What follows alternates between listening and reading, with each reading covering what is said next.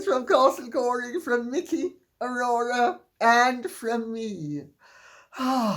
Reluctant as I am to deprive myself of the pleasure of my cuddle buddle, I fear I'm going to have to do so. Otherwise, I will never be able to address the issues at hand, starting with Rhodiola clan. To say, dear Lady C, greetings from rainy Ireland.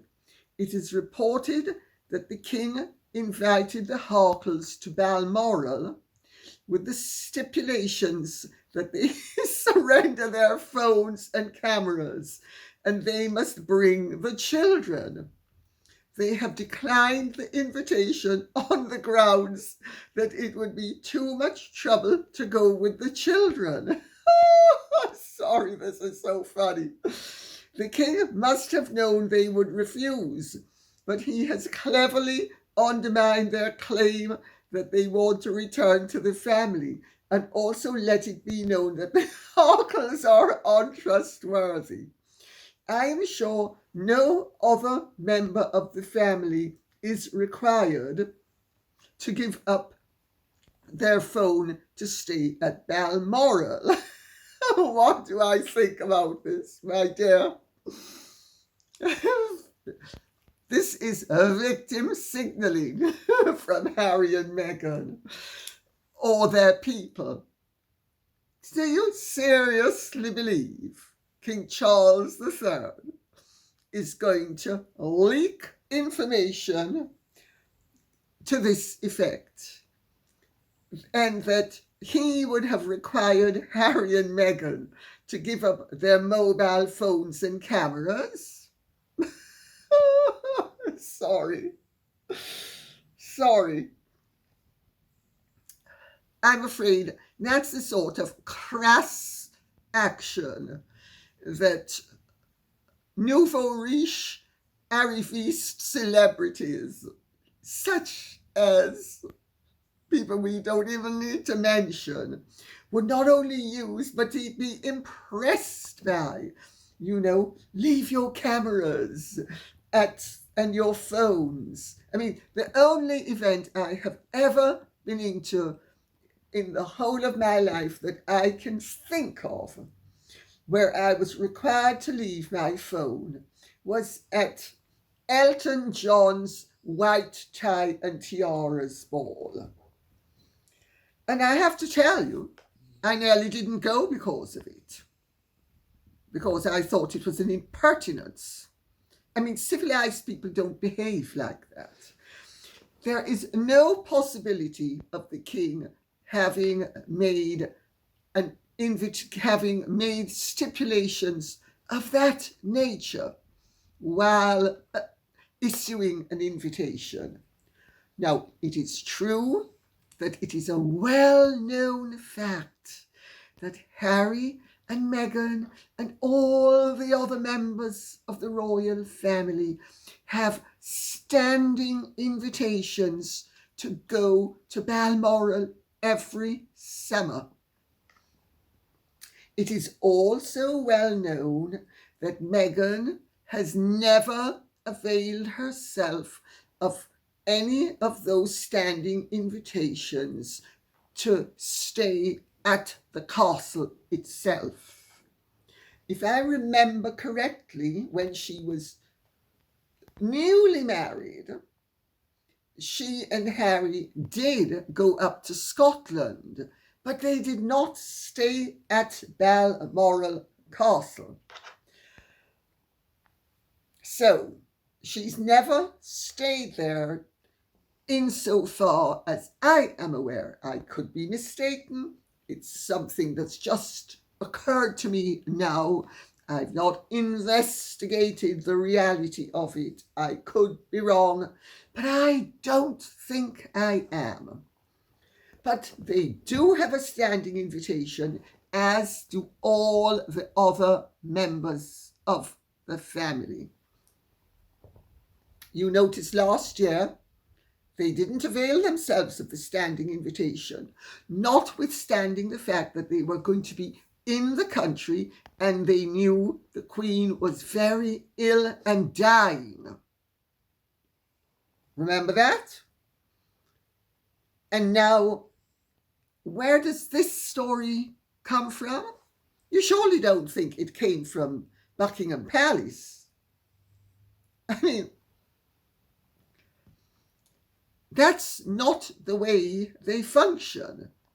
And also, it's not in the King's interest to have given Meghan and or Harry the opportunity to present themselves as victims of his rigidity and, quite frankly, his ill-bred demeanour, because you don't ask guests to your castle and require them to surrender their phones and cameras. Unless, of course, you're Elton John, in which case you don't have a castle either. So, meow, meow. I hope that answers the question. Laura M. says, Dear Lady C, I really enjoy your insightful and entertaining videos. Thank you very much, Laura M. I wanted to ask if there is any truth to the rumours that Meghan is going to launch her own skin care line.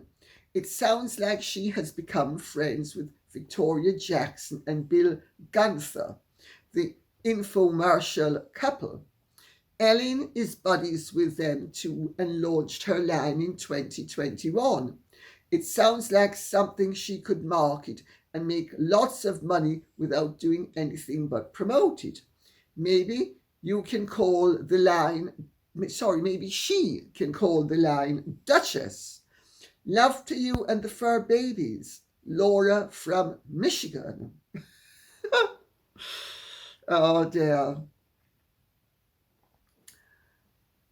Victoria Jackson understands business. She understands the power of a name.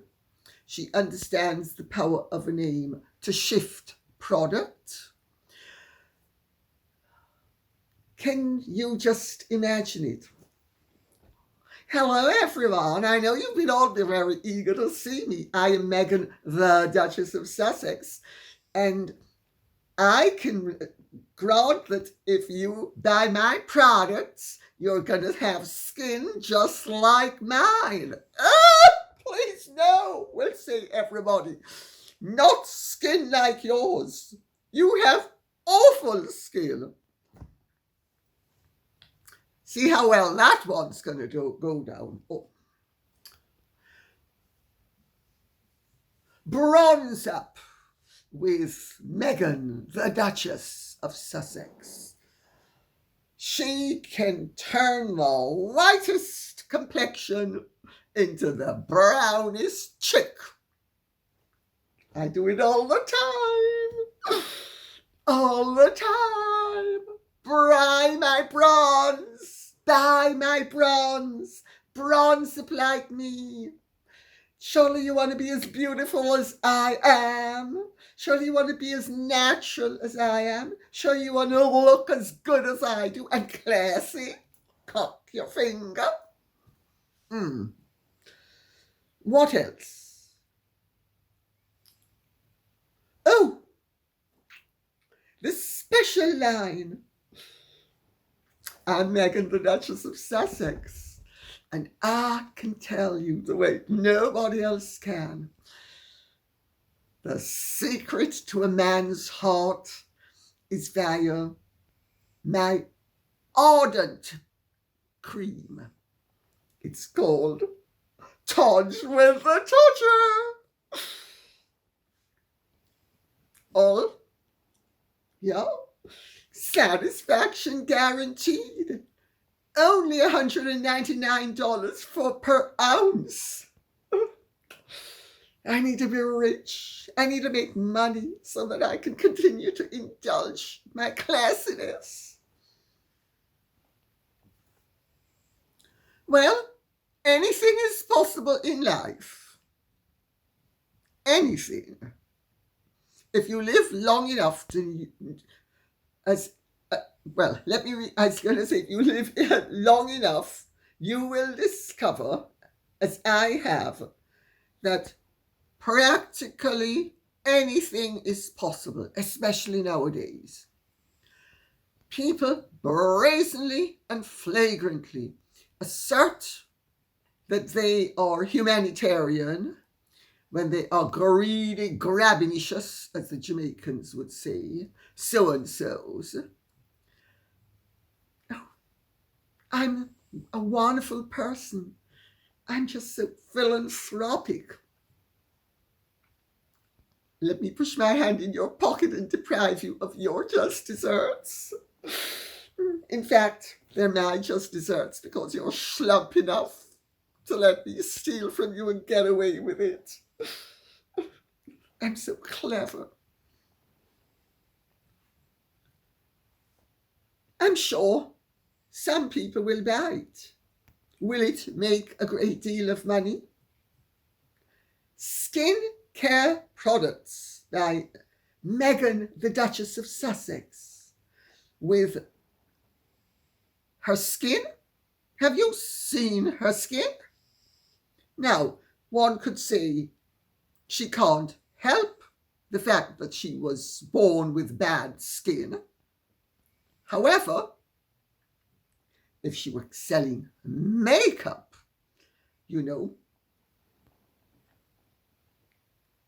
block out the white and put in the brown, that would be a different matter, because she can sell concealer products and pose as the perfect model, demonstrating their effectiveness. That might sell. I'm Meghan, the Duchess of Sussex. Everybody knows I have bad skin, but look at how good it looks. Concealer, only $19.99 a stick. Everybody else sells it for $2.99, but you've got to buy my class. Cock your finger. That might sell. And in the meantime, she has everybody talking, and that satisfies her main raison d'etre, which is attention.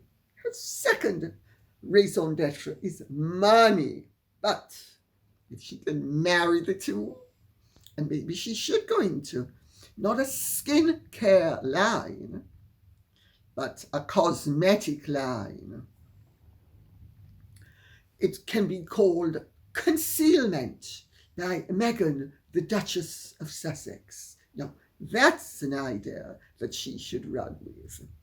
Ram DB says, you need to research Wells ad hair products that Meghan did years ago. It is so funny. The best yacht girl act. There's a man's hand. I've got to grab onto it. It is so funny. The best yacht girl act I have ever seen filmed publicly. That this goes back for Elle magazine, I think, years ago, 2013.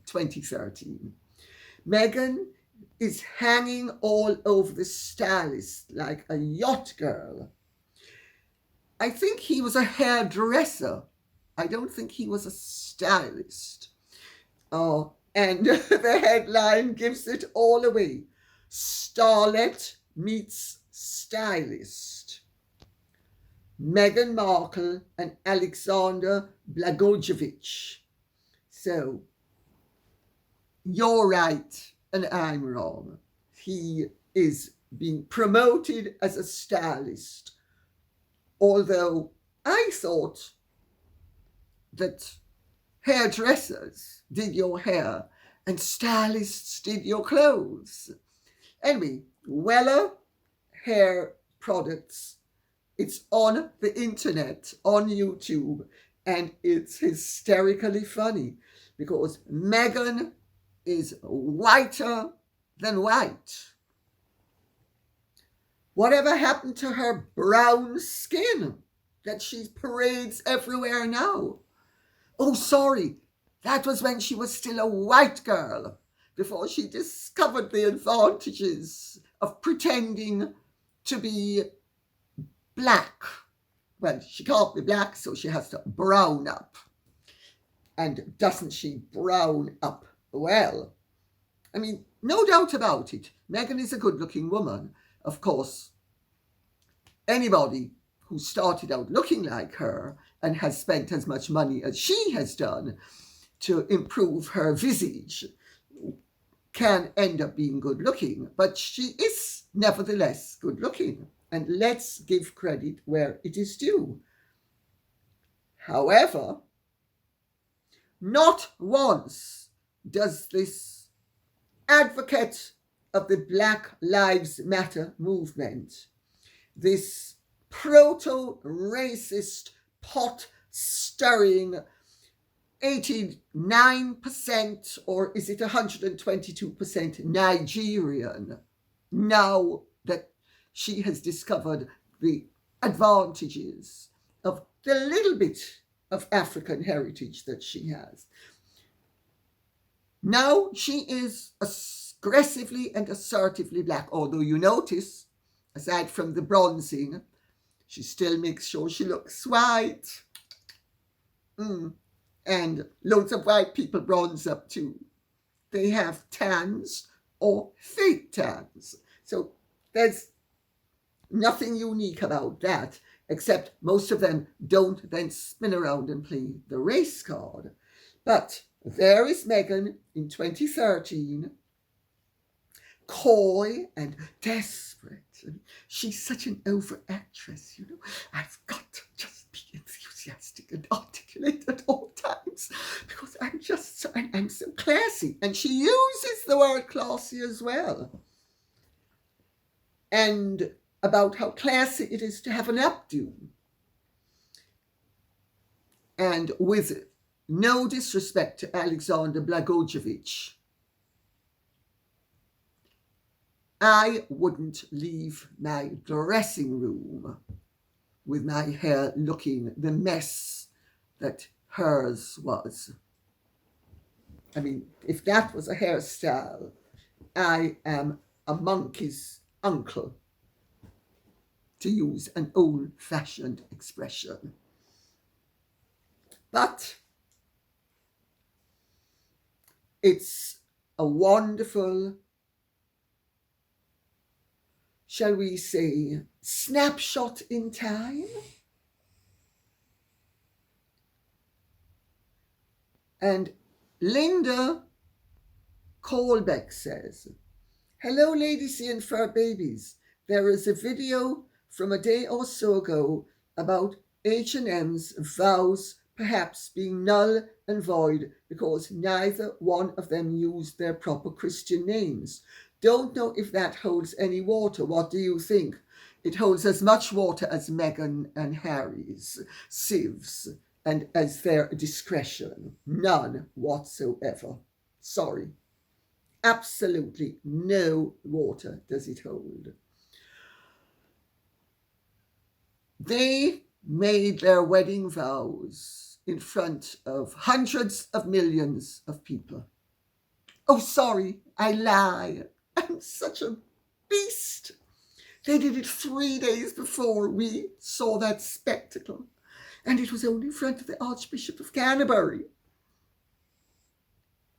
Well, as the Archbishop of Canterbury has said, no, Meghan and Harry, you made those wedding vows in front of me, in front of everybody at St. George's Chapel.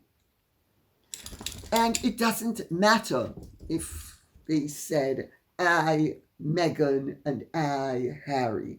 What matters is what is on the official documents, what is signed in the registry. They made their wedding vows in front of hundreds of millions of people, and they are unmistakably themselves. Therefore, there is no question as to their identity, and therefore the marriage cannot be nullified on a triviality of that nature.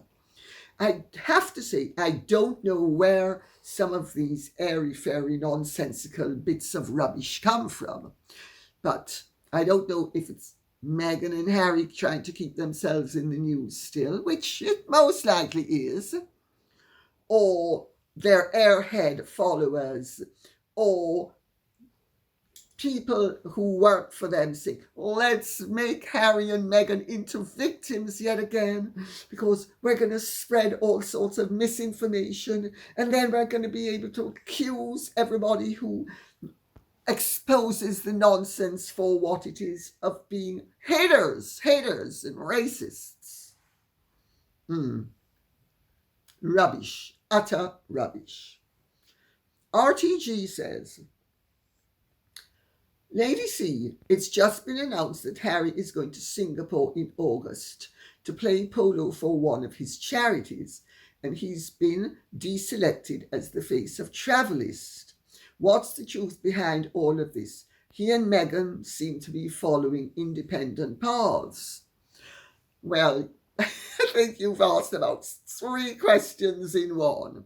So, if I may, I'm going to dispense with them quickly because I want to get on to something that's even more important than this.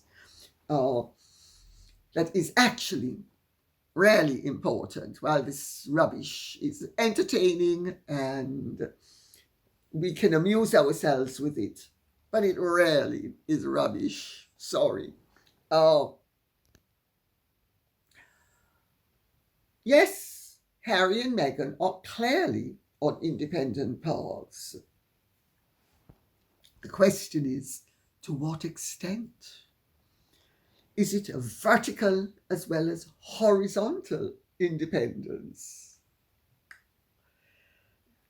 Doesn't behoove us to rely too strongly on anything they or their kind will have to say about it. And Harry has been deselected as the face of Travelist. However, Harry owns over 70% of Travelist. He is the major shareholder. Travelist is, to the best of my knowledge, it was incorporated as a company in the United States of America. They say it is a non-profit. It's a company nevertheless. Harry was deselected for the very simple reason that even Harry understands that his reputation has been so sullied by his conduct that he is not fit to be an attraction even for a company which he owns majority shares in. You know, vanity doesn't usually last long when people are looking at the financial baseline. But has he been deselected by the board?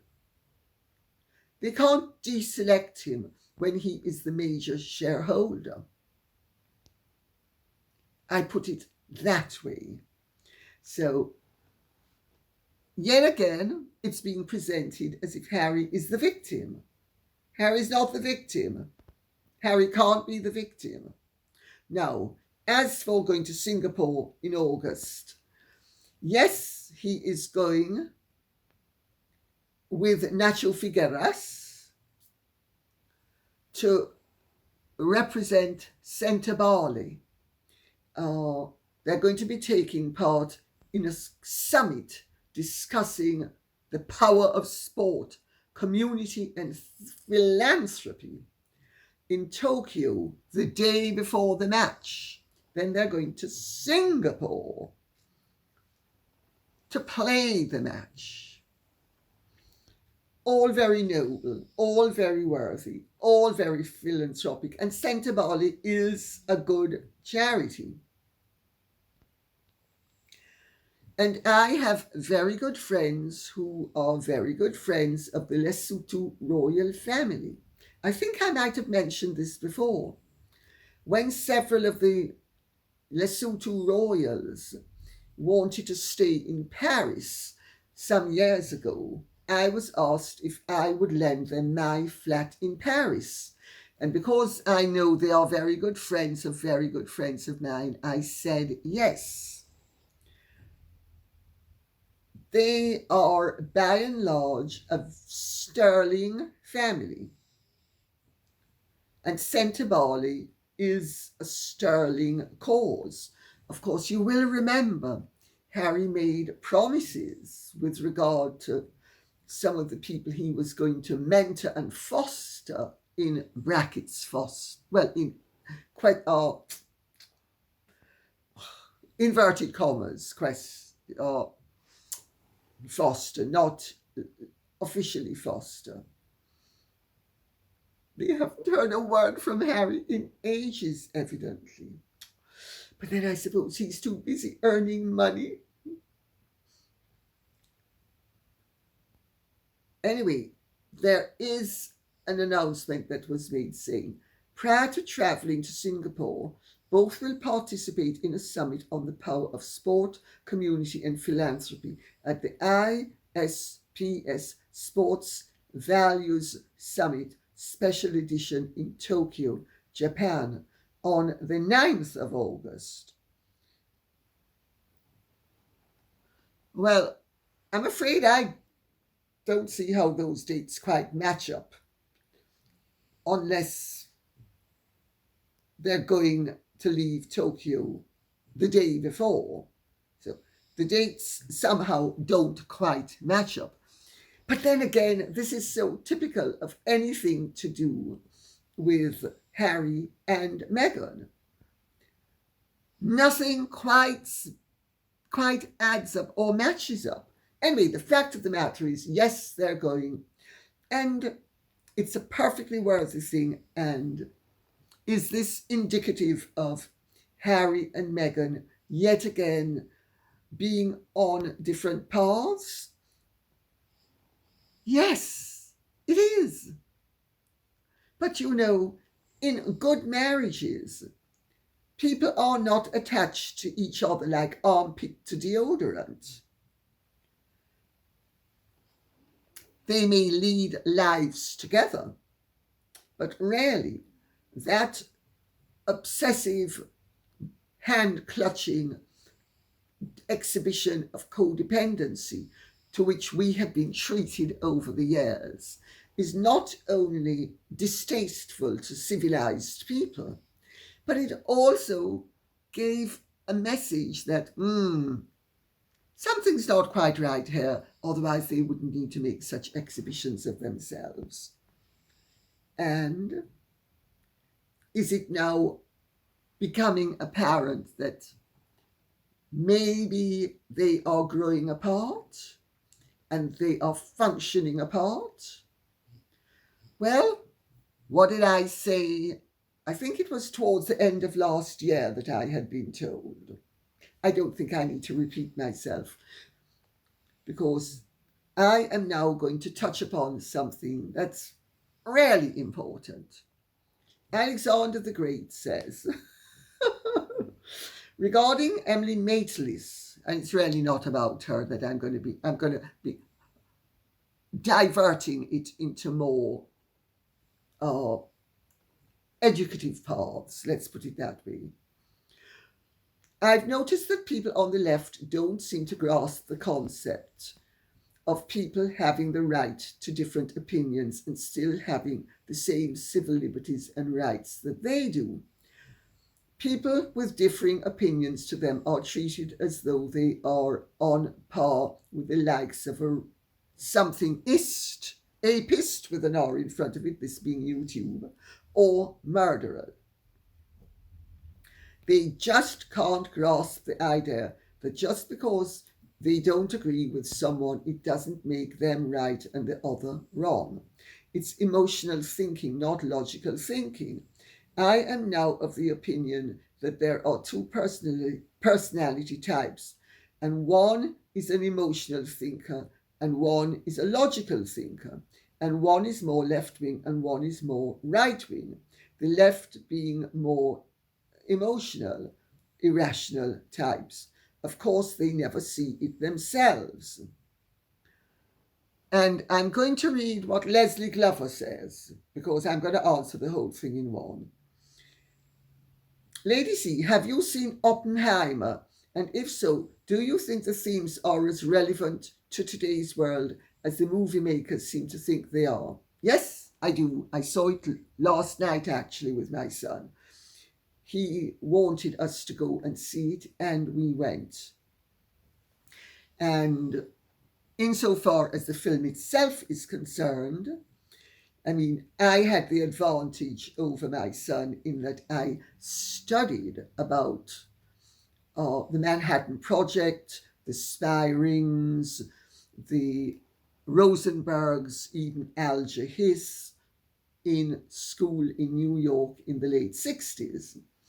And so I was familiar with the names that were being bandied about and the relevance of each of the characters, which, and of course, none of this could be explained in the narrative. For instance, Klaus Fuchs, who was a spy. I mean, you're well into the movie before you realize that Klaus Fuchs is a spy or possibly a spy, unless you know, as I did, that he's a spy. So, but it's certainly, nevertheless, a movie well worth seeing. And by and large, it, considering it's a movie, it covers the terrain very effectively. And I'm now going to make a point which I think needs to be made. Alexander the Great. Yes, there are two types of thinkers, rational thinkers and irrational thinkers. No, rational thinkers are not all right-wing and irrational thinkers are not all left-wing. In the 1930s and the 1940s, into the 1930s and 1940s, which are two of the decades touched upon, in fact, largely focused upon in the movie and for the purposes of this conversation. We can even go back to, say, the turn of the last century, when society was more structured and more rigid, and there was less democracy than there is now, and people were not represented the way they are now. The left wing was the good wing, so to speak, or it was the humanitarian wing, or it was the wing that was aiming to improve society in an achievable manner that was desirable. The movie makes the point very subtly that many of the mathematicians, physicists, and intellectuals in the 1930s and 40s were communist sympathizers or left-wingers.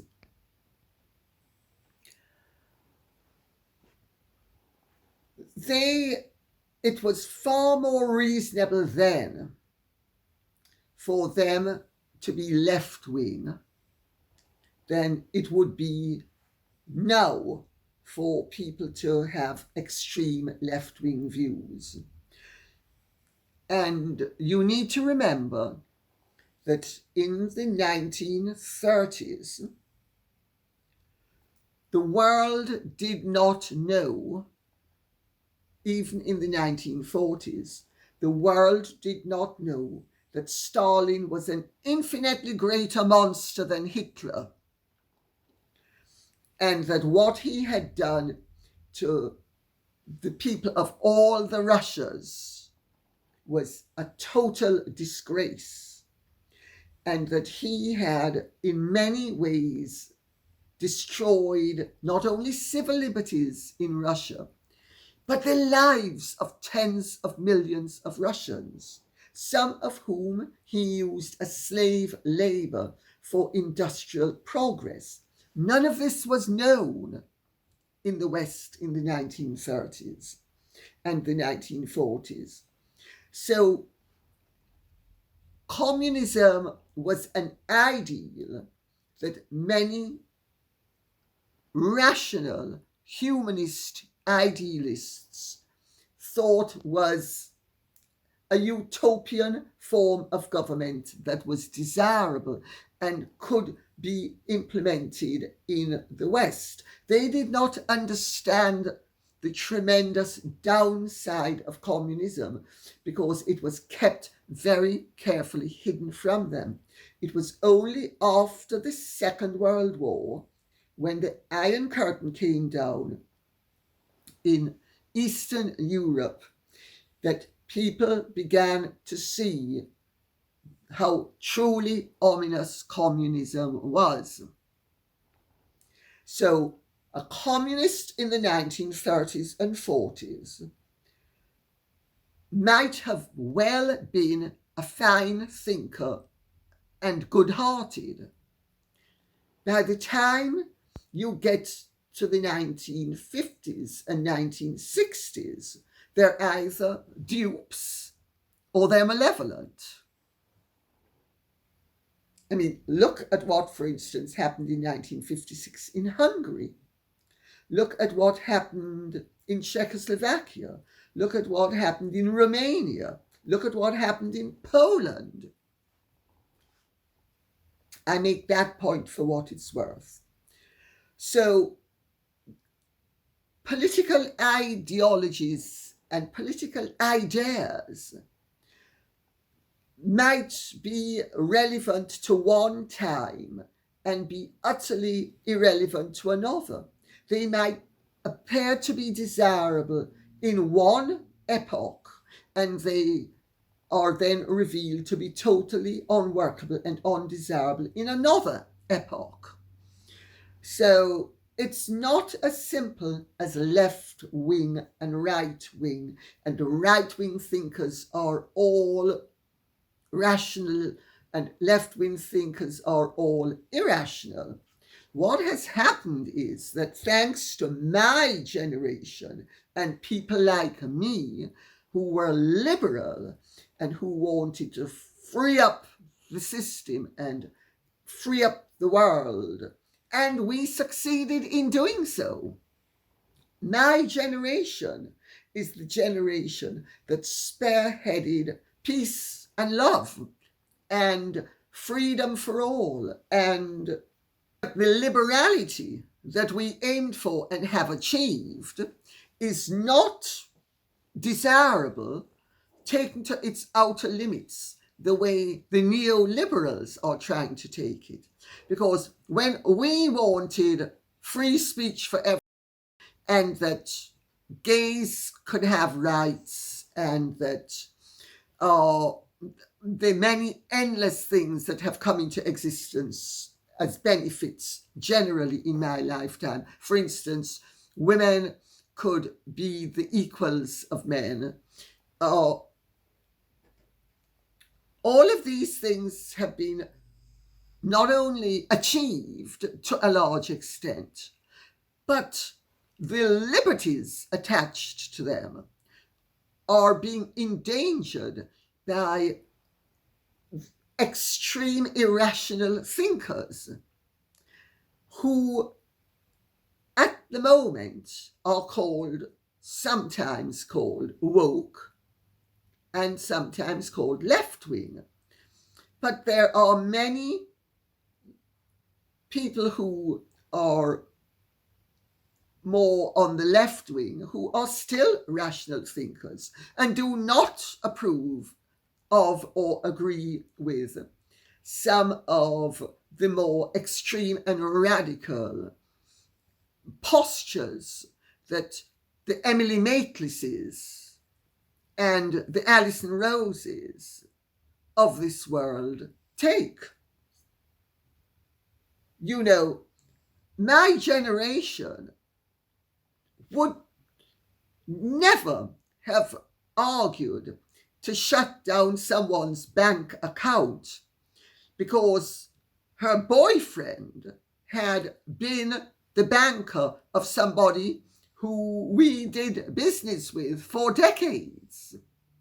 I mean, this insanity of it all, the irrationality of it all, the lack of scruple of it all. So, rational thinkers are not necessarily either left or right wing.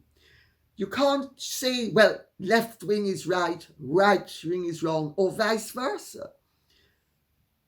It just so happens that in the 1930s, or let me take it back even further, there is a wonderful set of memoirs that they were published in 1915 during the First World War in English by the Infanta Eulalia of Spain. She was an avowed Democrat, meaning she believed in democracy. She believed in rights for women. She believed in improved living conditions and wages for workers, all of which I believe in and I've argued for all my life. She felt that some of the practices of the monarchies and some of the practices of European civilization at that time needed to be improved.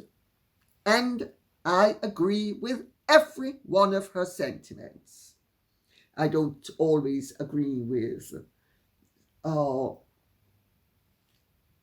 the solutions that she envisaged, because, of course, many of them didn't materialize. But the point I'm making is this was an intelligent woman who was the daughter of a queen, the sister of a king, the aunt of another king, and she was as left-wing for her time as it was possible to be. I was pretty left-wing for my time. I mean, my brother was in Sir Dinglefoot's chambers. Sir Dinglefoot's brother became the head of the Labour Party. I mean, you can't get more left-wing in the 1970s than that. Well, I suppose you could. You could have been a communist, but none of us was ever a communist. But we certainly believed in the rights of the people and improved living conditions for the common man, as he was called in those days. And that we wanted society to improve so that everybody had access. And this has happened in my lifetime. When I was young, the average working class person in this country didn't own a house, didn't have a car, didn't even have a television set. Or if they had one, they didn't own one. Nowadays, most working class people have a home of their own. Many of them own those houses. Mrs. Thatcher is the one who started the scheme to empower white van man to have his own home and his own car. Do you see? It's not as straightforward as left wing and right wing. And Mrs. Thatcher was snared at and regarded as a terrible human being by the Labour Party and by many people who regarded themselves as Labour supporters. But no Labour Prime Minister ever did for the working classes in this country what Mrs. Thatcher did in being able to facilitate their right to property and improved living standards. We also run another danger in being too blanketed in terms of attaching labels to segments of the population. In the 1950s, when some of the late 40s into the 50s, when some of Oppenheimer is set,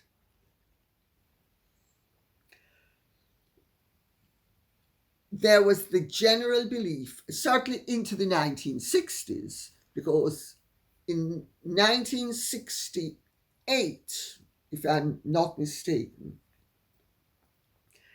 I was taught in world affairs that about the Rosenbergs, Julius and Ethel Rosenberg, who don't feature in Oppenheimer, but who were executed for treason and who we were told were innocent, and we believed that they were innocent. And we believed earnestly that it was a great atrocity done by the right wing in the United States of America, or certainly the American establishment, which was right wing compared to communism in Russia, and by then in much of Eastern Europe, which was left-wing. And like everybody else who had a heart and a conscience, I thought how awful that this poor couple leaving two young sons was executed for treason. It turns out Julius Rosenberg was as guilty as sin. He was a traitor. I can go into the nuances of the case separately in another episode if some of you would like me to do so, because it's a fascinating period of history. And Ethel Rosenberg was executed along with him because she, according to the testimony of her own brother, used to type out his documents, which were then handed over to the Soviets. So it was a clear case of treason. And we were led to believe that the whole thing was a stitch-up by Senator McCarthy, who was a right-wing radical, who we all believed saw reds under the beds where there were no reds, because by the late 40s, early 50s, once Stalin started to occupy and then turn the screws in on much of Eastern Europe, as Winston Churchill said, an iron curtain had descended. And so what had previously been our ally then became our perceived enemy. It has to be said, if you study history with some rationale. But we all believed that the Rosenbergs were innocent until the downfall of communism, when it turned out that irrefutably Julius Rosenberg was a spy and a traitor, and therefore deserved to be executed. And Ethel Rosenberg, it's a more open question as to whether she actually was a traitor or not, whether she actually typed the documents for Julius that her brother asserted, or whether her brother had thrown her to the wolves in a deal which meant that he wasn't going to be executed and his wife wasn't going to be charged. And he, I think, got 13 and a half years. The wife was never charged. And his sister was executed. And he said, he's on record as having said it, his wife meant more to him than his sister. So, all these years that all of us used to believe that the American establishment was wrong, and as those of you who know me via these episodes will know, I take a very dim view of some of what goes on in this country and what goes on in the United States of America in the legal system. So, nevertheless, what we believed was an American overreach of the judicial system turned out to be absolutely well-founded. So you see, it's not as easy and as simple and as straightforward, because it turns out that we believed that Julius Rosenberg was innocent and that Roy Cohn, he who prosecuted the case, was horrid and stitched him up. Turns out Roy Cohn only did his job properly. So the important message, I think, that I would take from all of this for myself is that rational thinking requires that you focus in on what is happening at a given time and do not fall prey to sloppy thinking. Just because someone is left-wing and in the right at one time doesn't mean that a right-winger at the same time cannot be in the right.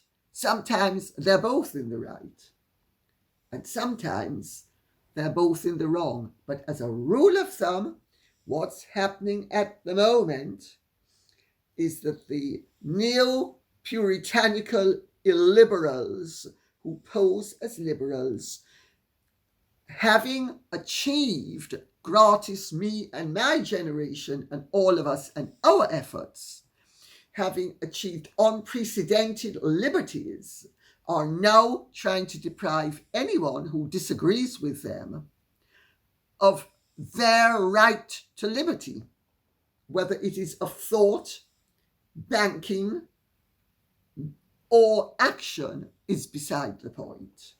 So I hope that explains the question. Life is not meant to be easy, and there are often not easy answers. But despite its complexities, life is always very simple. Just because something is simple doesn't mean it isn't complex and layered and nuanced. There's a huge difference between simple and simplistic. Okay? And it does not behoove us to be anything but incisive and rational thinkers, and not to have any labels beyond those. We don't need them. They tie us up in knots. Okay? So hopefully this has been of some interest to you. Please remember to keep the questions and comments coming in so that I can know what you want us to speak about. Take care. God bless. And if you have enjoyed this, please like, share, subscribe, press the notification bell, and Godspeed.